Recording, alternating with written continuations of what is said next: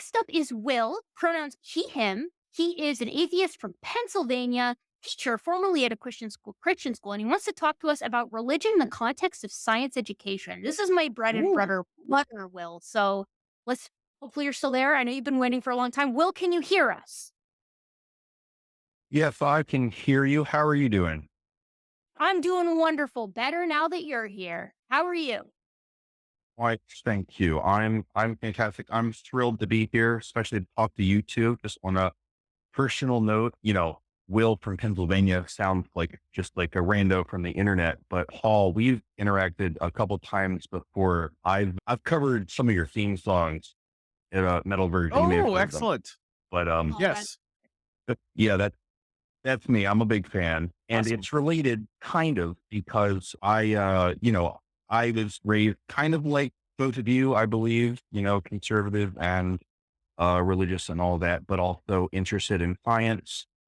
So my first job out of college was as a math and science teacher, but at a Christian school.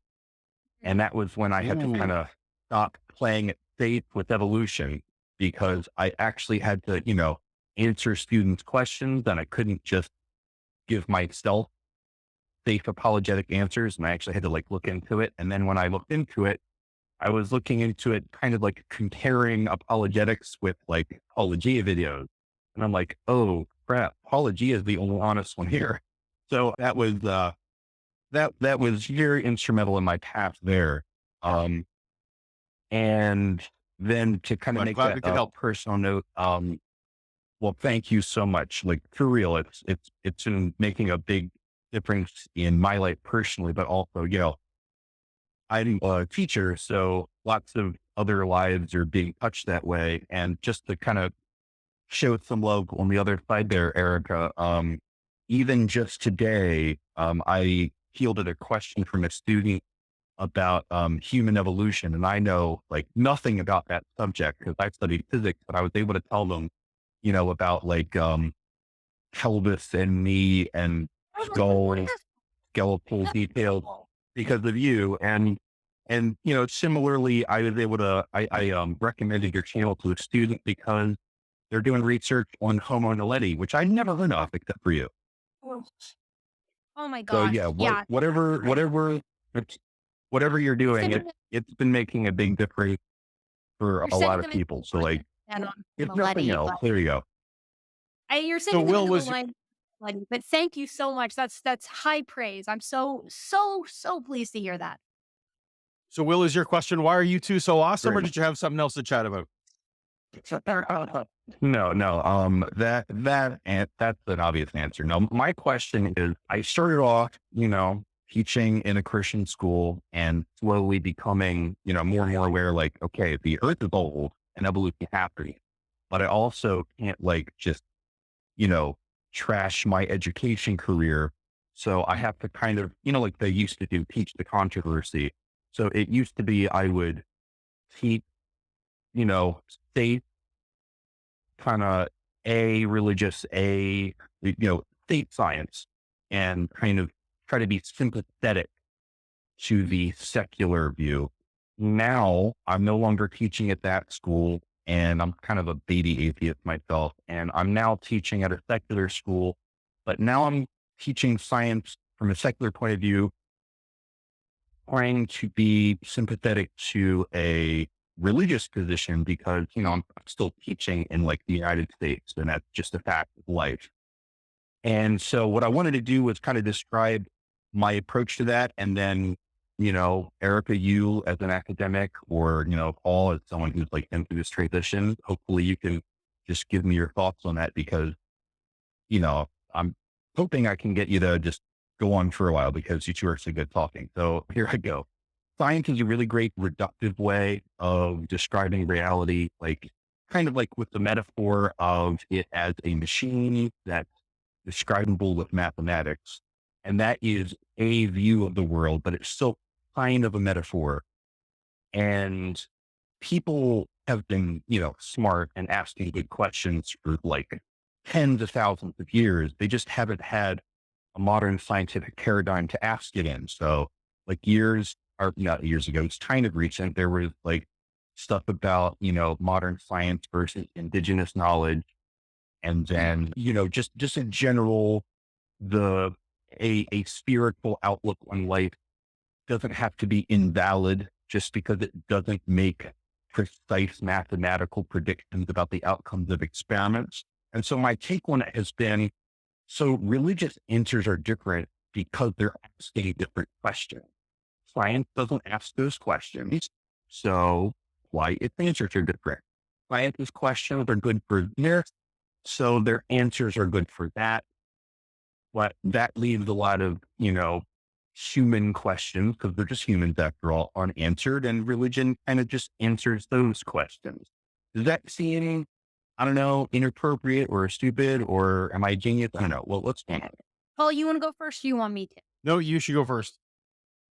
So, okay. So, Will, I'm going to tell you sort of my perspective on this, right? Because I teach biological anthropology as a lab. So I teach the Introduction to Biological Anthropology lab, which accompanies the lecture, which is a core science credit that is taken by hundreds, sometimes over 1,000 people, depending on the semester at the university that I'm at, which is in a southern state. Mhm. So we get a ton of folks who come through who are coming from directly religious perspectives, who have to take this course because they don't want to take chemistry and they don't want to take biology.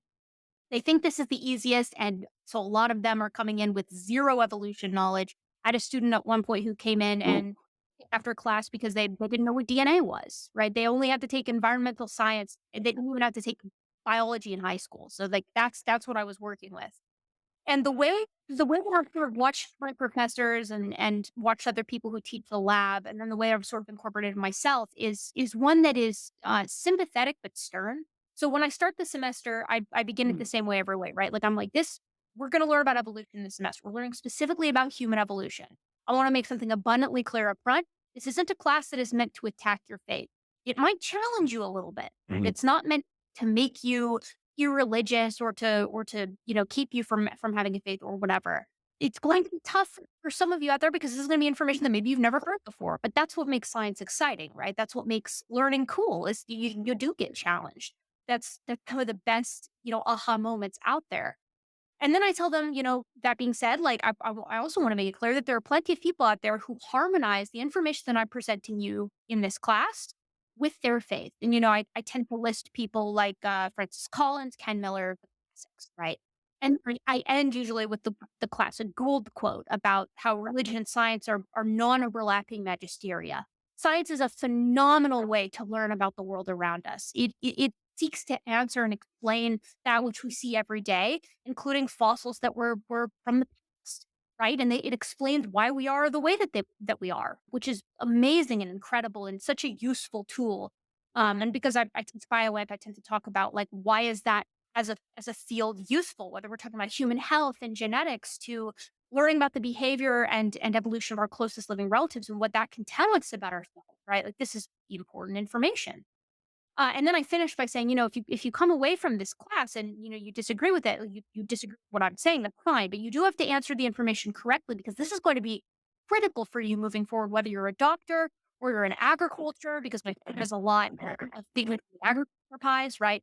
No matter what field you go forward with, this information is important to understand. So at the very least, you have to be able to understand conventional science is arguing, right? And then the very last thing I say is like, if you feel uncomfortable about this, if you have any questions about it, please come and talk to me after class because I want this information to feel accessible and intimidating. But if it's intimidating, only in a good way, in a way that makes you excited to learn more about it.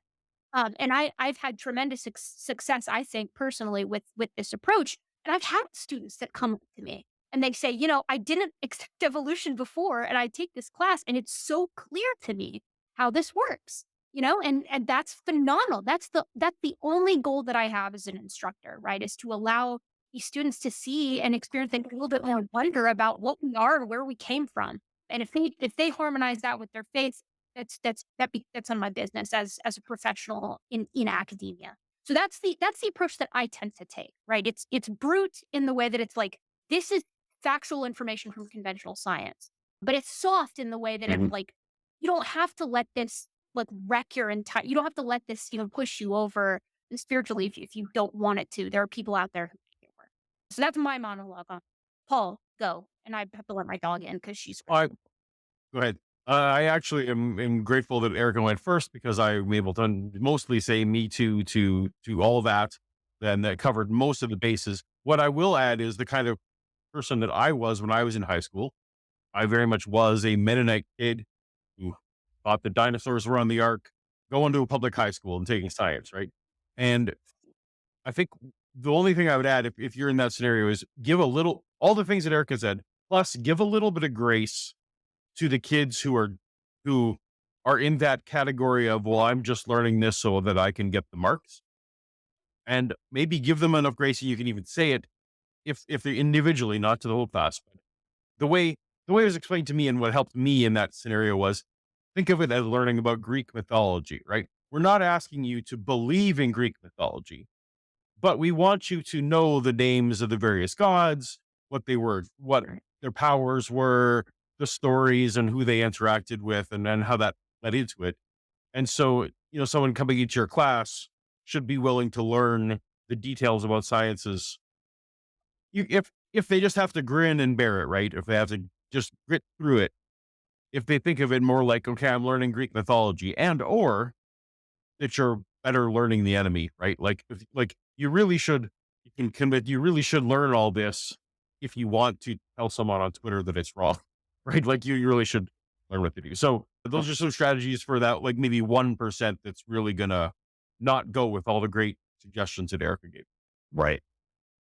Well, this has been fantastic. I feel like I just got free professional advice because just technically for work. So I don't know. Maybe I should like send you a check or something. I don't know. I'm gonna write off this cup of coffee. What gonna have. I don't know. This kind of workshopping is so imperative for like instructors out there at literally every single level, right? Like this, I do this with people that I work with all the time because there's always someone out there who's willing to add a perspective that maybe you hadn't considered, right? And I've learned a lot from watching my professors sort of use kid gloves, right? Because like when I first started this, I kind of wanted to come in guns blazing. I just myself I was like, "Oh, well, evolution's so obvious, right? Like, they just have to see it." But that's not that's you think about the conversion, right, or the acceptance of science, or if you like religion entirely, like, that process very rarely happens overnight. And so if anything, you're offering something for them to think about, and you're doing it in a way that is safe for them so that they don't feel like they have to the Mhm. cognitive dissonance field has to go up, and then they block out everything that you're saying. It's made Yeah. to feel heard and to make them feel seen while simultaneously they're learning something too. You also want to Sorry, like introduce them to the process of science so they don't just react to a fact as that, that's one of the good facts or that's one of the bad facts, but also like, here's how you know if you can trust the facts that I'm saying because here's how I got them. How did you get yours or something like that? Will, what I'll say too, since you're teaching subjects in science, I'll say this, something that I've heard from other people who are especially teaching students who like this is maybe the first time that they've heard some of this stuff. If you teach the mechanisms, it almost behooves you to use the word evolution less frequently than you might like early on and discuss the mechanisms almost in isolation. Mm, And then once the mechanisms are all explained and examples are given of how we see this in real time, over and over and over again in the lab, in the wild, in the fossil record, that's when you hit them at the end with like, that's all evolution is. That's it, right? It is a right. wonderfully simple concept that is so elegant in how it explains the world around us. And you shouldn't be afraid of it because it's phenomenal in its use to us from a scientific perspective. And then people tend to be like, oh, if that's all evolution is, then of course I accept it, right? The four mechanisms obviously Yep. they're right? The geology being or the geologic column in the fossil record being responsible for modern biodiversity. That's just the modern methods that we see applied back in time. And of Yeah. course that's reasonable to suggest. And so then people tend to be a lot more sympathetic as opposed to if you come in guns blazing again, which was how I kind of Right. wanted to come in at the beginning. Well, this has been a fantastic conversation. There's nothing worse than a call that just goes on and on and on. So thank you both so much. It's been a great conversation. Thank you so much. It's always wonderful to talk shop about stuff like that. So thank you for Thank you, Will. dropping If only it the was the ride. start of a school year instead of the end of one. Tell me about it. Thank you, Will. Right. All right. I love calls like that. That's such a fun thing to talk about, I think, is like, Absolutely. having different approaches for bringing this kind of information to people who probably haven't heard it before. And also, Satan put the Yes. bones there to test your faith. That's the other thing you Oh, should teach 'em. oh my God.